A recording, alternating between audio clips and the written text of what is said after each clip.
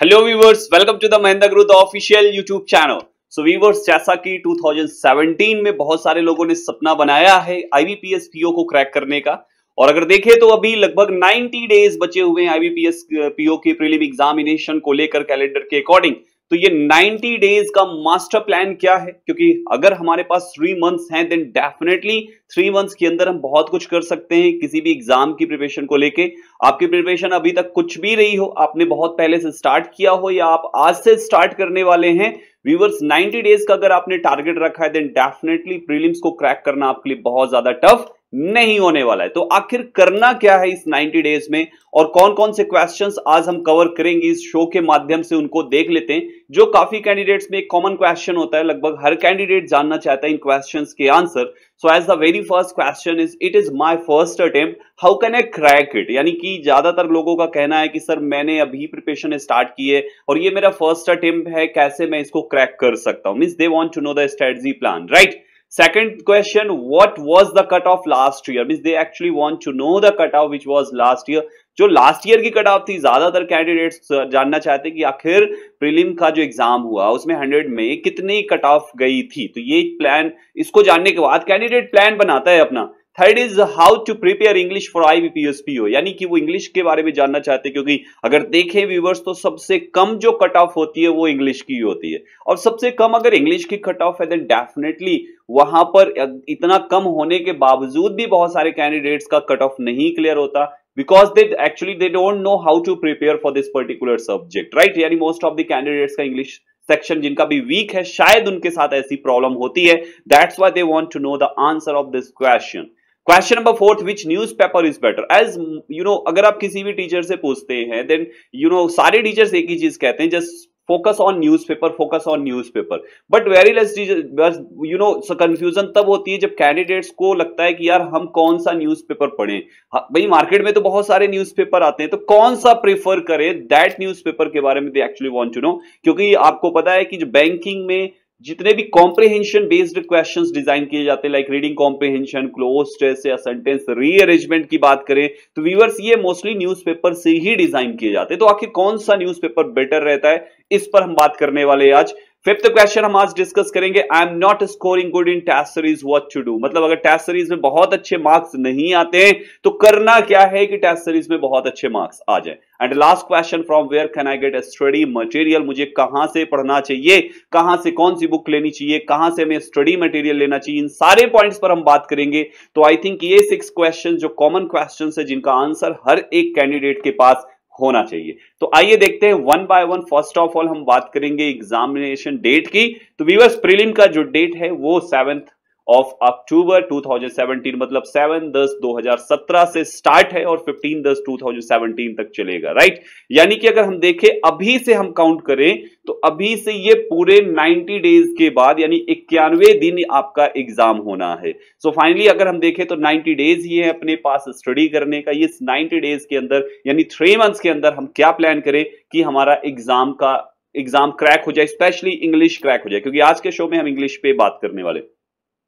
Mains examination की बात करें तो it is on 26 of November 2017, यानी 26 नवंबर 26/11/2017 को है। अगर देखें लगभग 1.5 महीने, सवा से 1.5 महीने का जो टाइम ड्यूरेशन है।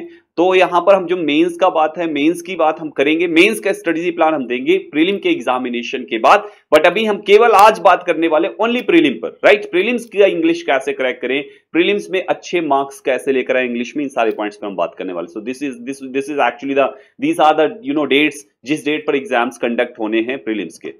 नेक्स्ट अगर आए कट ऑफ पे बात करें व्यूअर्स, तो 2016 में जो कट ऑफ थी इंग्लिश की cut off, English out of 30 अगर 30 में देखें तो ओनली 7 मार्क्स इसकी कट ऑफ गई थी। इंग्लिश की जो कट ऑफ थी वो 7 मार्क्स थी। And if I talk about you know overall cut off out of 100 तो इट वाज 47.50, यानी अगर देखें तो इट वाज 50%, अप्रॉक्सीमेटली 50%। अगर राउंड फिगर ले, वैसे तो 47.50% ही है, लेकिन अगर राउंड फिगर ले तो 50% के आसपास ओवरऑल कट ऑफ यहां पर लास्ट ईयर गई थी, ठीक है। एंड इंग्लिश की जो कट ऑफ थी दैट वाज 7। अब अगर 7 कट ऑफ है देन डेफिनेटली यहां पर या तो आप 100% एक्यूरेसी के साथ 7 या 10 क्वेश्चंस करके आइए। 10 क्वेश्चंस अगर आप 100% एक्यूरेसी के साथ करते हैं देन आप ऑफ कोर्स आप अपने आप को सेफ मोड में पा सकते हैं, राइट। और ओवरऑल अगर आप 60 प्लस करके आते हैं तो डेफिनेटली यू कैन से कि आप सेफ मोड में हैं, क्योंकि वहां पर और इस पे भी क्या है 100% एक्यूरेसी के साथ होना चाहिए। क्लियर है, यानी कि इंग्लिश पूरा तो सही होना ही चाहिए अगर आप 10 टच करते हैं इंग्लिश में। मेंस एग्जामिनेशन पे थोड़ी सी अगर बात करें, इट वाज 4.7 व्यूअर्स, ओनली 4.7। अगर देखें इंग्लिश की जो कट ऑफ थी वो मेंस की 4.7 थी। अच्छा, ये क्यों देखा जाता है? प्रीलिम में थोड़ी सी ज्यादा कट ऑफ थी एंड मेंस में 4.7, यानी कि 7 से कितना कम हो गया। तो अगर कट ऑफ की बात करें, इसमें कम व्यूअर्स इसलिए जाता है और प्रीलिम में ज्यादा इसलिए हुई कट ऑफ क्योंकि प्रीलिम का जो पेपर डिजाइन किया जाता है ना वो बहुत इजी होता है, right. That one is easier than what the paper discussed या given in mains examination. So in this way viewers you can say कि जो prelim का पेपर होता है वो इजी थोड़ा सा होता है, इसकी वजह से उसका जो कट ऑफ होती है वो हाई होती है। हम इजी उसको कंपेयर कर रहे हैं मेन से, ये मत समझिएगा कि पेपर इजी होता है, पेपर मेंस के कंपैरिजन में इजी होता है। दैट्स वाई उसकी कट ऑफ थोड़ी सी मेंस से ज्यादा होती है और मेंस का पेपर थोड़ा सा प्री से टफ होता है। That's why we can say कि इसकी जो कट ऑफ होती है वो थोड़ी सी लो होती है, राइट। ओवरऑल कट ऑफ यहां पर 52.50। सो जो कितनी कम कट ऑफ थी यार, 52.50 एंड अबव वाले कैंडिडेट्स इंटरव्यू फेस किए थे। तो फाइनली वी कैन से कि यहां पर मेंस की कट ऑफ कितनी कम थी, प्रीलिम की कट ऑफ इतना और मेंस लगभग उसके बराबर ही है यार। तो सोच के देखिए आप कि इस तरीके से मेंस और प्रीलिम में डिफरेंस होता है। लेकिन अगर इंग्लिश सेक्शन की बात करें, क्योंकि इंग्लिश शो है, then definitely we can say कि आप अगर 10 कोशिश करते हैं, मिनिमम 10 क्वेश्चंस करते हैं, तो यहां पर 10 करने के बाद आपकी सेक्शनल कट ऑफ क्लियर होती है। Getting it's I'm talking about sectional cutoff, I'm not talking about overall cutoff, because अगर आप केवल सेक्शनल इस सारे सब्जेक्ट्स का क्रैक करेंगे, अभी 7 इसका हो गया, मान लो मैथ्स का ऐसे ही 7-8 हो गया, रीजनिंग का भी ऐसे ही हो गया, ये तीनों मिला लोगे तो लगभग क्या होता है भाई 20 के आसपास होगी आपकी सेक्शनल कट ऑफ, राइट। अभी आपने सेक्शनल कट ऑफ क्लियर की तो आप 20 तक ही तो पहुंचे, कट ऑफ तो 47 निकालना है। सो व्यूअर्स कभी भी ये मत सोचना कि हमें ओनली 7 मार्क्स आ जाए बस हमारा बेड़ा पार हो जाएगा। हाँ, अगर आपका इंग्लिश बहुत ज्यादा प्रॉब्लम क्रिएट करता है, नहीं हो पा रहा है, अभी 2 नंबर आ रहे हैं और आप चाह रहे हैं 7 आ जाए, 8 आ जाए, तो ऑफ कोर्स आप यहां पर इसकी सेक्शनल कट ऑफ निकालने तक पर फोकस कर सकते हैं। एंड बाकी का जो बचता है, बाकी के जो मार्क्स बचते हैं उसका आप बाकी के 2 सब्जेक्ट्स मैथ्स एंड रीजनिंग पे डाल सकते हैं। यानी कि अगर आपने एक में ओनली सेक्शन निकाला तो डेफिनेटली इसका बर्डन बाकी के 2 सब्जेक्ट्स में जाएगा। सो व्यूअर्स कहीं ना कहीं वी कैन से कि यहां पर आपको केवल सेक्शन क्रैक करने की बात नहीं करनी, आपको कोशिश करना है कि जितनी कट ऑफ हो एटलीस्ट उसका डबल इंग्लिश में तो आ ही जाए। यानी 7 थी तो एटलीस्ट 15 प्लस तो आप करके आओ, लेकिन हाँ एक्यूरेसी के साथ। ये नहीं कि आप जय माता दी बोल के लगा दो, कुछ भी ऐसा नहीं चलेगा, ठीक है। तो this was the cut off. थोड़ी सी और बात करें, अगर हम प्रिपरेशन रिसोर्सेज की बात करें, so we have so many resources जहां से हम स्टडी कर सकते हैं। Like first thing coaching classes, अगर आप चाहें, अगर आपके आसपास कोचिंग क्लासेस हैं या एज यू नो महिंद्रा की हमारी बहुत सारी कोचिंग क्लासेस है ऑल ओवर इंडिया में है, so you can join our branches. आपके आसपास कोई ना कोई ब्रांच जरूर होगी, आप उसको ज्वाइन कर सकते हैं सो दैट आपको स्टडी के साथ साथ आपका डाउट क्लियरिंग सेशन भी हो जाए। क्योंकि बहुत जब हम स्टडी करते हैं, ज्यादा से ज्यादा स्टडी करते हैं, तो डेफिनेटली हमारे क्वेश्चंस जनरेट होते हैं। अगर हमारे पास क्वेश्चंस ज्यादा नहीं हो रहे, इस मींस हमारी स्टडी अभी थोड़ी सी कम है या तो सिंपल क्वेश्चंस को लेकर स्टडी चल रही, then definitely we can say कि कोचिंग क्लासेस से आपको पीएसएस प्रॉब्लम सॉल्विंग सेशन का बेनिफिट मिलता है। सेकंड थिंग, अगर आप पॉसिबल नहीं है, आपके आसपास कोचिंग सेंटर नहीं है, then definitely you can take coaching materials, क्योंकि कोचिंग मटेरियल्स कुछ इस टाइप से डिजाइन किए जाते हैं जो क्लासेस में जिस तरीके से पढ़ाया जाता है ना, कुछ वैसा ही होता है। बुक्स में क्या होता है, सब उठा के डाल देते हैं, कुछ भी उठा के डाल दिए, तो बुक्स में उन चीजों का भी होता है, वो सारे पॉइंट्स भी होते हैं जो हमारे एग्जाम में नहीं आते। बट कोचिंग मटेरियल जो होते हैं उसमें उन्हीं पॉइंट्स को मेंशन किया जाता है, उन्हीं पॉइंट्स को ऐड किया जाता है जो एग्जाम पॉइंट ऑफ व्यू से होते हैं, राइट। सो फाइनली अगर आपको पॉसिबल हो तो कोचिंग मटेरियल्स अगर आपको मिले, then definitely those materials will be helpful then those materials which are found in what in where exam in the market, fine. So in this way you can say कि यहाँ पर ये 2 points पर आप focus करते हैं। Third point is YouTube videos, as so many tricks you can learn watching YouTube videos। अगर आप हमारे चैनल को देखते हैं, और वो केवल हमारे चैनल को नहीं, बहुत सारे वीडियोस आते हैं इन द मार्केट, आप YouTube में अगर सर्च करेंगे तो आप हर एक चीज की आपको ट्रिक मिल जाती है, तो आप YouTube वीडियोस से भी हेल्प ले सकते हैं। फुली आप वीडियो पर बेस्ड ना हो। अगर आप केवल वीडियो पर बेस्ड है तो थोड़ा सा वहां पर प्रॉब्लम हो सकती है आपको, क्योंकि वीडियोस में आपको बहुत सारे जो क्वेश्चंस जनरेट होते हैं शायद उनके आंसर्स आप वहां पर नहीं पाते। वैसे तो कोशिश होती है हमारी कि बच्चों के माइंड में जितने भी क्वेश्चंस जनरेट हो रहे होंगे इन पर्टिकुलर टॉपिक से लेकर उसको क्लियर किया जाए, बट स्टिल आप वहां पर फिर भी कोई ना कोई क्वेश्चंस आपके माइंड में आ सकता है जिसका आंसर अगर पाना है तो आपको वहां पर स्टडी मटेरियल पर ही फोकस करना पड़ सकता है, राइट। सो YouTube वीडियोस आप देख सकते हैं। The last point is newspaper. Newspaper काफी हेल्पफुल होता है viewers, because without newspaper you can say कि your comprehension will not be improved. आपको न्यूज़पेपर पर फोकस तो करना ही होगा। न्यूज़पेपर में अगर देखें तो कुछ न्यूज़पेपर्स की लिस्ट हमने रखी, जैसे टॉप पे रखा है the Hindu. Of course you can start from the Hindu. अगर द हिंदू की लैंग्वेज थोड़ी सी टफ लगती है तो आपके सामने बहुत सारे options like the Economic Times, Hindustan Times और the Times of India. So many newspapers are there viewers, so you can focus any one of these four. No need to go with all the newspapers. आप किसी एक पर focus कर सकते हैं। As I said कि यहां पर न्यूज़पेपर से जितने भी कॉम्प्रिहेंशन पार्ट होते हैं वो एग्जाम में आने के चांसेस होते हैं। अब आपने सोचो द हिंदू स्टार्ट किया और इकोनॉमिक्स टाइम से आ गया तो टेंशन की जरूरत नहीं है मेरे भाई। आपका द हिंदू में इतना इंप्रूव हो चुका है लैंग्वेज स्किल पार्ट कि आपका किसी भी न्यूज़पेपर से आए आपको टेंशन लेने की जरूरत नहीं होगी। सो I think in this way अगर आप ये 4 पॉइंट्स पर फोकस करते हैं, हो सके तो ये चारों चीजें फोकस करो। आप आप कोचिंग क्लासेस भी ज्वाइन करो, आप कोचिंग मटेरियल तो मिल ही जाएगा जब आप क्लास ज्वाइन करोगे, देन डेफिनेटली आपको मिल जाएगा। यूट्यूब चैनल भी आप फॉलो करो एंड लास्ट न्यूज़पेपर भी पढ़ो। ये 4 थिंग्स अगर आप एक साथ फोकस करते हैं तो 3 मंथ्स के अंदर सिलेक्शन पक्का है। बशर्ते डेडिकेशन होना चाहिए वहां पर। लगभग 8 से 10 घंटे की study with discussion with your friends. यहां पर ये सारी चीजें अगर होती तो डेफिनेटली आपके लिए एग्जाम क्रैक करना बहुत आसान हो जाएगा। कुछ चीजों पे आप थोड़ी सी बात करते हैं। ये तो हो गया स्टडी मटेरियल। अभी पढ़ना कैसे है, सबसे इंपॉर्टेंट पॉइंट यहां पर ये आता है। अभी स्टार्ट तो हमने कर दिया, बट अभी पढ़ना कैसे? तो सबसे पहली चीज व्यूअर्स, एक काम कीजिएगा, आप सबसे पहले अपना पूरा सिलेबस नोट कर डालो जो कि आपके सामने है। ये एग्जाम में क्वेश्चंस प्रीलिम में जो पुट करता है वो कुछ इन टॉपिक से आते हैं, like reading comprehension, cloze test, filler, error detection, sentence rearrangement, sentence improvement, misspelled and so many questions, so many topics are there, right.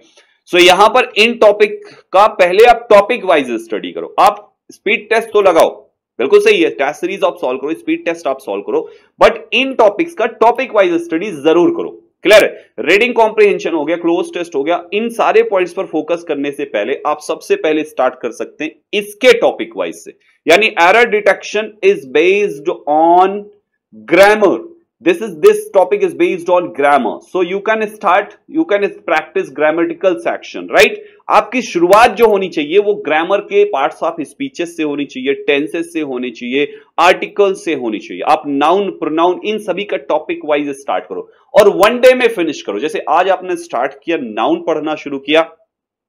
अब नाउन आपने आज स्टार्ट किया, आपने 1 आवर में नाउन का कंप्लीट चैप्टर डन किया। जैसे ही noun complete होता है व्यूअर्स, उसके बाद गिवन एक्सरसाइज को आप जरूर पढ़ना और एक्सरसाइज को जरूर सॉल्व करना। और एक चीज और करना मेरे भाई, आप जब कभी भी किसी भी टॉपिक को पढ़ो तो आप अपने पास एक कॉपी रखो, एक नोटपैड रखो और जो भी चीजें आप पढ़ रहे हो ना उसको नोट जरूर करते चलना। गेटिंग? बिकॉज कोई भी चीज को अगर आप 1 टाइम राइट करते हो या 5 टाइम्स रीड करते हो, दोनों इक्वली माइंड में स्टोर होता है। यानी कि 5 बार पढ़ने में जितना कोई चीज माइंड में लॉक होगी, 1 टाइम राइट करने में वो चीज उतना अच्छे से लॉक हो जाएगी। सो फाइनली सॉरी, आप क्या कर सकते हो, आप वहां पे जो भी पॉइंट्स आपने रीड किया उसको कोड वर्ड में नोट करो। अब जैसे आपने राइट किया कोई भी, सपोज नाउन की डेफिनेशन आपने देखी कि noun is the name of person, place, animal और thing, there no need to write कि नाउन इज द नेम। पूरी बुक नहीं कॉपी करनी, आपको सिंपल से लिख लेना noun is equal to name, ऐसे शॉर्ट में आपको लिखना है। गेटिंग?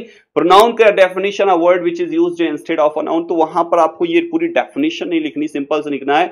आपने नाउन बनाया और फिर उसके बाद आगे एरो करके क्रॉस करके प्रोनाउन लिख दिया, मतलब ये हटेगा और वो लग जाएगा, दैट इज प्रोनाउन। यानी इन दिस वे आप कोड वर्ड में लिख सकते हैं। तो ये चीजें क्या होगी, आपने कोड वर्ड में लिखा, जब भी आप उसको देखोगे ना वो माइंड में वो पूरी डेफिनेशन अपने आप आ जाएगी। सो इन दिस वे व्यूअर्स, आप यहां पर सबसे पहले टॉपिक वाइज स्टडी करें, देन टॉपिक वाइज उनका रिवीजन करें वीकली। क्लियर है? तो ये सबसे पहला पार्ट आपको करना है। जब ग्रामर का सेक्शन कंप्लीट हो जाए देन आप अपनी एक्सरसाइज पार्ट में जाइए। ठीक?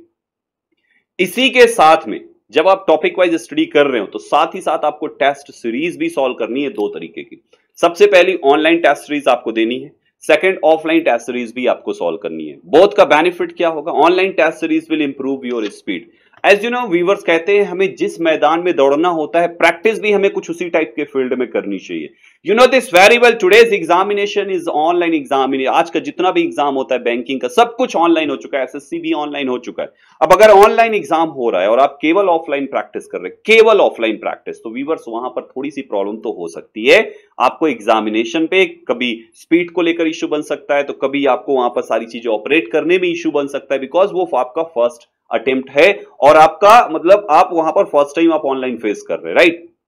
बट अगर आप online practice online speed test solve कर रहे हैं, आपने कई स्पीड टेस्ट सॉल्व कर लिए, एग्जाम के पहले 100 स्पीड टेस्ट सॉल्व कर लिए, तो आप वहां पर एग्जाम हॉल में भी आपको ऐसा ही फील होगा कि जैसे ये 100+1 वाला स्पीड टेस्ट आप सॉल्व कर रहे हैं। यानी कि आपको कुछ नया नहीं लगेगा। वो एग्जाम का जो फोबिया होता है ना, जो डर होता है ना, वो माइंड में तो आएगा ही नहीं, क्योंकि आपके लिए तो वो नॉर्मल बात है ना। आप तो 100 टाइम्स वो ऐसी सिचुएशन फेस कर चुके हैं सेंटर में। अब इतनी बार आप फेस कर चुके हैं, तब तो टेंशन की बात ही नहीं। एग्जाम भी आपके लिए स्पीड टेस्ट जैसा ही फील होने वाला है। Second thing, offline speed test will help you to build your concept. आपको ऑफलाइन इसलिए स्पीड टेस्ट देना है क्योंकि ऑनलाइन तो बहुत ज्यादा आप देंगे नहीं, बट दिन का एक ही दे सकते हैं। ऑफलाइन आप अगर देते हैं तो वहां पर बहुत सारे क्वेश्चंस के जो कॉन्सेप्ट्स है, क्योंकि नए नए कॉन्सेप्ट्स, नई नई चीजें, बुक्स में क्या क्या चीजें और हैं, उन सारे पॉइंट्स को आपको क्लियर होता जाएगा और नए नए कॉन्सेप्ट्स आपके बिल्ड होते चले जाएंगे।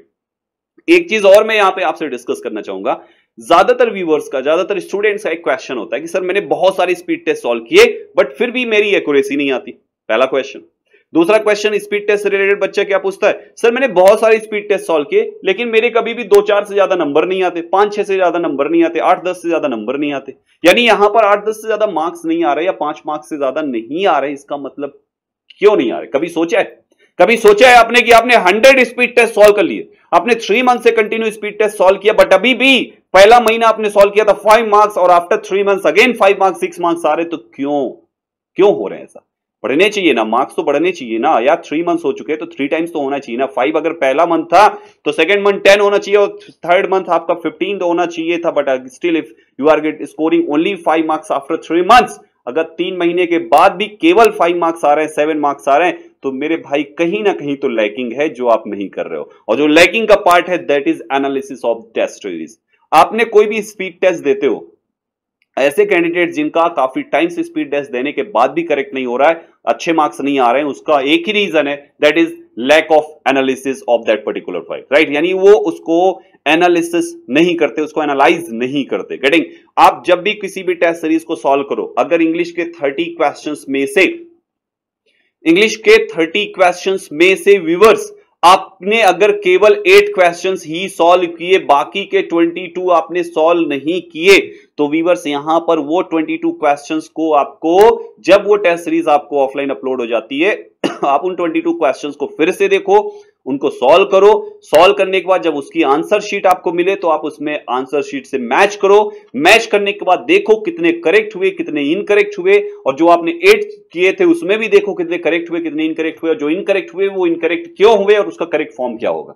सो ऐसे हर एक टेस्ट सीरीज के साथ कर रहे हैं आप। 3 टेस्ट सीरीज दो और उसमें उन 3 टेस्ट सीरीज को बस देके आगे बढ़ते चले जाओ, या आप एक टेस्ट सीरीज को 3 बार ध्यान से देखो कि आखिर यहां पर कहां कहां आपने मिस्टेक की है। यानी कि आपको बहुत ज्यादा भागना नहीं है यार, जो चीज है ना उसी को 100% माइंड में लॉक करो। आपने एक टेस्ट सीरीज दी यार, एक टेस्ट सीरीज में इंग्लिश के 30 क्वेश्चंस होते, 30 कॉन्सेप्ट्स माइंड में लॉक करो, ना कि एक टेस्ट सीरीज में 5 क्वेश्चन किया और नेक्स्ट मूव कर गए। अब इस टाइप से 5-5 करके आप अगर यार 6 टेस्ट सीरीज दोगे, तब कहीं जाके 30 क्वेश्चंस वही माइंड में आएंगे जो आपके ऑलरेडी माइंड में हैं। बात समझो, यहां पर क्या होता है भाई, आपने अगर 30 क्वेश्चंस में से 8 क्वेश्चंस अटेम्प्ट किए, इसका मतलब ये 8 क्वेश्चंस आपको आते हैं, और जो 22 न्यू क्वेश्चंस थे वो आपको नहीं आते हैं। आपने क्या किया, इसको स्किप कर दिया, दूसरा टेस्ट सीरीज देना शुरू कर दिया। तो मेरे भाई वही तो आप कर रहे हो गलती। जो आपको आ रहे बस उसी की प्रैक्टिस किए पड़े हो, जो आपको नहीं आ रहे उनकी तरफ तो आप ध्यान भी नहीं दे रहे हो। और एग्जाम क्रैक किससे होगा? उससे जो आपको नहीं आ रहा है, क्योंकि अगर वो क्वेश्चन एग्जाम में पुट कर दिया मेरे भाई तो क्या करोगे। तो हर एक टेस्ट सीरीज का डीप एनालिसिस होना चाहिए, एकदम डेप्थ में घुस जाओ उस टेस्ट सीरीज के क्वेश्चंस में, एक एक क्वेश्चन का आंसर पूछो, एक एक क्वेश्चन का आंसर चेक करो। जिसमें भी कंफ्यूजन है आप हमसे पूछो यहाँ पर लाइव शो के माध्यम से। तो यहां पर आपका कोई भी क्वेश्चन है, कैसा भी क्वेश्चन है, उस टेस्ट सीरीज से रिलेटेड आप क्वेश्चन पुट करो। मतलब आपको एक टेस्ट सीरीज का 100% कॉन्सेप्ट आपके माइंड में लॉक होना चाहिए। जब तक वो 100% लॉक ना हो आपको दूसरा टेस्ट सीरीज टच नहीं करना है। और ये कॉन्सेप्ट आपको, जैसे आपने 8 टेस्ट सीरीज दिया आपने 8 टेस्ट सीरीज दिया, अब ये आपका इसका आंसर शीट सपोज आपको 2 डेज बाद मिली, तो आपने क्या करो, जैसे आज एक आपने दिया, कल एक आपने दिया, फिर नेक्स्ट डे आपने एक दिया, अब इस दिन आपको क्या हुआ, इस पहले वाले का आंसर शीट आ गया, तो इसका एनालिसिस यहां पे कर डालो फटाफट। यानी कि आपको इस तरीके से हर एक टेस्ट सीरीज का 100% लॉक करना है मेरे भाई। गारंटी के साथ कहता हूं 90 डेज बचे हुए, 90 टेस्ट सीरीज सॉल्व कर लो और 90 के 90 टेस्ट सीरीज का कंप्लीट कॉन्सेप्ट अपने माइंड में लॉक करके देखो। गारंटी के साथ कहता हूं इंग्लिश में अगर अभी तक आपके 5 आ रहे हैं तो 20+ आने से कोई भी रोक नहीं सकता। यानी कि यहां पर आपको टेस्ट सीरीज का एनालिसिस एक ऐसा पार्ट है जो आपको इंग्लिश जो जितना भी वीक है ना वो आपका स्ट्रांग बनाएगा, बशर्ते उस हर एक टेस्ट सीरीज का 100% माइंड में लॉक होना चाहिए विद कॉन्सेप्ट, ना कि केवल ऐसे आंसर रट लो बस हो गया। क्लियर है? सो आई थिंक अब आप ये चीज जरूर करेंगे और ये करके आप हमें 90 डेज में बताइएगा आपका प्रीलिम में इंग्लिश में मार्क्स कितने हैं। सेकेंड थिंग, बहुत सारे बच्चों में मैं ये देखता हूं वो क्या होते हैं, वो बुक्स के पीछे भागते हैं। जैसे फॉर एग्जांपल कई कोचिंग वगैरह ज्वाइन किए, अब उनके पास कोई एक राइटर है, ठीक है, अब वो वहां पर स्टडी कर रहे हैं, अपना उस राइटर से सॉल्व कर रहे हैं, अपने दूसरे फ्रेंड को देखा उसके पास दूसरा राइटर, अभी क्या है अपनी वाली पूरी सॉल्व की नहीं, अपने वाले का 10% सॉल्व किया, अपनी वाली राइटर का अपने वाली बुक का 10% सॉल्व किया, दूसरे का देखा रे भाई तुम्हारी वाली ज्यादा सही, उसका भी परचेज करके चले आए। क्लियर है? अभी उसका परचेज कर लिया, उसकी उस बुक का 10% ही सॉल्व नहीं किया था, तीसरा फ्रेंड एक मिल गया और उसकी बुक दिखी यार तुम्हारी वाली ज्यादा सही, उसको भी लेके चले आए और तीनों का 10-10% सॉल्व करके बैठे। यार मेरे भाई कभी गलती ऐसी मत करो। एग्जाम क्रैक करना है ना, एग्जाम अगर क्रैक करना है तो आप एक बुक परचेज करो, सोच समझ के कौन सी अच्छी है, अपने टीचर से कंसल्ट करो, पूछो उनसे कौन सी बुक अच्छी है, जो बुक सबसे सही आपको वो सजेस्ट करते हैं आप वो बुक परचेज करो। परचेज करने के बाद उसी बुक को 3 बार 4 बार 5 बार सॉल्व करो। आप एक बार सॉल्व मत करो, क्योंकि जब कोई भी आप एक क्वेश्चन को बार बार सॉल्व करते हैं तो कुछ ना कुछ नया जरूर मिलता है। और यार एक चीज आपको पता है, बैंक का जो सिलेबस है वो हर एक बुक में तो है ही है पूरा का पूरा, आप उसी क्वेश्चन को बार बार जब डीप में सोचोगे कुछ ना कुछ नया निकलेगा, फिर कुछ नया निकलेगा। यानी कि deep analysis of each and every book. आपको 3 बुक सॉल्व करने से अच्छा है, 3 बुक को एक बार सॉल्व करने से अच्छा है एक बुक को आप 3 बार 4 बार सॉल्व करके देखो। आई गारंटीड आपके माइंड में उसका एक कॉन्सेप्ट लॉक होगा और कोई भी ताकत आपको उस टाइप के क्वेश्चंस को सॉल्व करने से रोक नहीं पाएगी। सो ये सारी चीजें करने की जरूरत है। आप क्वेश्चन को बुक खत्म करो, फिर उसको जीरो से स्टार्ट करो, पहले से फिर खत्म करो, फिर नया उसी को स्टार्ट करो, मतलब 2-3 बार एक बार सॉल्व करके दे देखो। जब लगे कि हां अब इस बुक से लगभग पूरा कंप्लीट हो चुका है तो फिर से आप दूसरी कोई बुक ले सकते हैं। लेकिन अगर आप इतना करते हैं तो आई थिंक आपके लिए एग्जाम में इतना ही सफिशिएंट होगा, क्योंकि एग्जाम क्रैक करने के लिए आपको 100% मार्क्स नहीं लाने होते मेरे भाई, आपको वहां पर 50 एंड अबव के आसपास जो कट ऑफ जाती है ओवरऑल अगर देखें तो लगभग उतने ही आपको मार्क्स लाने। सो फाइनली अगर इस टाइप से आप करते हैं तो आपके लिए बहुत ज्यादा हेल्पफुल होगा। 1 book 2 to 3 times, not 3 book only 1 time. Getting? So I think ये पॉइंट आपको क्लियर हुआ। न्यूज़पेपर रीडिंग का जो बेस्ट टाइम होता है that is morning time. Viewers कोशिश करो मॉर्निंग में न्यूज़पेपर पढ़ो। उसका रीजन क्या है? उसका रीजन ये है कि देखो मॉर्निंग में हमारा माइंड बिल्कुल फ्रेश रहता है, राइट? जब हम न्यूज़पेपर पढ़ते हैं ना एकदम फ्रेश माइंड के साथ, कुछ भी नहीं है। शाम को ज्यादातर बच्चे पढ़ते हैं, यार पूरी दिन की टेंशन लेके न्यूज़पेपर पढ़ोगे उसमें भी टेंशन वाली बात दी है ना, कैसे काम चलेगा? अब मॉर्निंग में एकदम फ्रेश माइंड से न्यूज़पेपर पढ़ते हो ना, तो उस न्यूज़पेपर से इंग्लिश माइंड में जा रही है, उस न्यूज़पेपर से करंट अफेयर माइंड में जा रहा है, उस न्यूज़पेपर से जीए माइंड में जा रहा है, उस न्यूज़पेपर से कितने सब्जेक्ट्स आपके ऑटोमेटिकली माइंड में लॉक होते जा रहे हैं। So one newspaper can help you to improve your so many subjects, so many points. केवल एक पॉइंट नहीं, कई पॉइंट आपके क्लियर हो जाते हैं। उसी न्यूज़पेपर से वोकैबुलरी माइंड में लॉक हो रही है, उसी न्यूज़पेपर से आपका ग्रामर स्ट्रांग हो रहा है। यानी कि क्या क्या चीजें वन न्यूज़पेपर से मॉर्निंग टाइम रीड करने पे होता है। क्लियर है? और मॉर्निंग इसीलिए रन करना है क्योंकि माइंड बिल्कुल फ्रेश रहता है, एकदम आप फ्रेश होते हैं, एकदम अच्छा माइंड होता है। सो के उठते हैं, माइंड में फालतू चीजें कुछ भी नहीं चल रही होती, बिकॉज अभी डेज की शुरुआत हुई नहीं। जैसे जैसे डेज की स्टार्टिंग होगी वैसे बहुत सारी चीजें जो आप देखते हैं वो माइंड में चलना स्टार्ट होती है। तो आई थिंक न्यूज़पेपर का जो बेस्ट टाइम है वो मॉर्निंग टाइम है। अगर मॉर्निंग में नहीं हो पाता then of course you can choose your time accordingly, आप अपने हिसाब से देख सकते हैं, जो भी हो सकता है। बट आई थिंक कि अगर मॉर्निंग में पढ़ते हैं तो ज्यादा अच्छा होता है। एक काम आपको और करना है, जब भी आप स्टडी करना स्टार्ट करें, ठीक है, तो आप क्या करो, आप 90 डेज का जो आपका प्लान है मेरे भाई, 90 डेज के प्लान में एवरी डे आपके पास एक डायरी होनी चाहिए मोर देन 90 पेजेस की, यानी 100 पेज मिनिमम, ठीक है। तो वहां पर आप क्या करो, उस डायरी में डेली आपको अपने डेली स्टडी का पूरा डायरी मेंटेन करना है। मतलब आपने आज डे की स्टार्टिंग की और अगले दिन आप क्या करने वाले, पूरे दिन तक आपका क्या चलेगा, क्या क्या आप पढ़ोगे, उस कंप्लीट थिंग को you have to note down. ये आपको वहां पर राइट करना है। आपको ओरल नहीं कि अच्छा मेरे को मैथ्स लगाना है, मेरे को ये कर रहे हैं। मैथ्स लगाना है तो चैप्टर कौन सा होना चाहिए, इंग्लिश पढ़ना है तो चैप्टर कौन सा होना चाहिए, टॉपिक कौन सा होना चाहिए, इस पार्ट को आपको वहां पर उठा के उस डायरी में नोट करना है। यानी कि पूरा एकदम क्लियर, एक सारी चीजें एकदम क्लियर होनी चाहिए, क्लियर एंड क्रिस्टल। ऐसा नहीं कि कुछ भी हाँ मैथ्स लगा दिया, मैथ्स में कुछ भी सॉल्व किए पड़े हुए, नहीं, टॉपिक वाइज क्लियर है। उसका बेनिफिट ये होगा कि आपको पता ही चल गया कि इस दिन आपने ये टॉपिक किया है, तो वहां पर अब नेक्स्ट डे जो है उसको दूसरा टॉपिक करना है। 1 मंथ के बाद आपको कौन सा टॉपिक करना है, ये पूरा का पूरा आपके पास रिटेन होगा, राइट। आपने 1 मंथ तक पूरा कंटिन्यू रखा, ठीक है, जो टॉपिक, फिर 1 मंथ के बाद जो नेक्स्ट मंथ आता है उस मंथ से आप सेम डायरी को फिर से रिपीट कर सकते हो। यानी कि जो इस मंथ की फर्स्ट डेट थी वो नेक्स्ट मंथ की फर्स्ट डेट को कर सकते हैं। ये थोड़ा सा आपको मैनेज करना पड़ेगा आप यहां पर या जैसे भी करके, लेकिन आपका टॉपिक वाइज आपकी डायरी मेंटेन होनी चाहिए। ये जरूरी नहीं कि आपका 1 का 1 ही नेक्स्ट में हो, 2 का 2 में ही हो, वो आप अपने अकॉर्डिंग देख सकते हैं, लेकिन डायरी जरूर मेंटेन करें। और जब आपने मॉर्निंग में डायरी मेंटेन की या रात को सोने से पहले आपने डायरी मेंटेन की और मॉर्निंग से आप स्टडी करना स्टार्ट कर दिए, तो शाम को आपको उस डायरी को चेक जरूर करना है कि आज आपने अपने रिटन, आपका जो रिटन कमिटमेंट था, रिटन टारगेट था, रिटन कमिटमेंट था, उसका कितने % आपने ओके किया। उसका 100% ओके किया, उसका 70% आपने ओके किया, उसका 50% ओके किया, या किसी दोस्त के साथ आप इधर घूमने चले गए या किसी मैरिज पार्टी में अटेंड करने चले गए और उसका 0% आपने परफॉर्म किया। तो मेरे भाई आपको इस टाइप से आपको पता चलता रहेगा, जब तक आप उसका 100% यानी जो भी आपका रिटन टारगेट है उसका 100% ना कर लो, तब तक समझना कि यहां पर आपकी सक्सेस आपसे काफी दूर है। यानी आपको 100% रिटन टारगेट 100%, आपने आज राइट किया उतना ही लिखो जितना आप कर सकते हो। कंप्लीट सिलेबस उठाओ, 90 डेज में डिवाइड करो और देखो इसको मैं इतना इतना इतना अगर करता हूं तो मेरा इस हिसाब से 90 डेज में ये कंप्लीट होता है। 90 डेज का पूरा अपने अकॉर्डिंग डिजाइन करो, अपने अकॉर्डिंग डिवाइड करो, और उसके बाद क्या करो, उसका वही चीज को आज के डेट में रीजनिंग कितना पढ़ना था, इंग्लिश कितना पढ़ना था, मैथ्स कितना पढ़ना था, कितने सॉल्व करने थे, उसको पूरा राइट करो। मिनिमम 8 आवर्स का तो आपका होना ही चाहिए, राइट। मिनिमम 8 आवर्स, 9 आवर्स भी कर सकते हो, 10 भी कर सकते हो, 12 भी कर सकते हो, 14 भी कर सकते हो, वो आपकी मर्जी, ठीक है, वो स्टूडेंट वाइज वेरी करता है।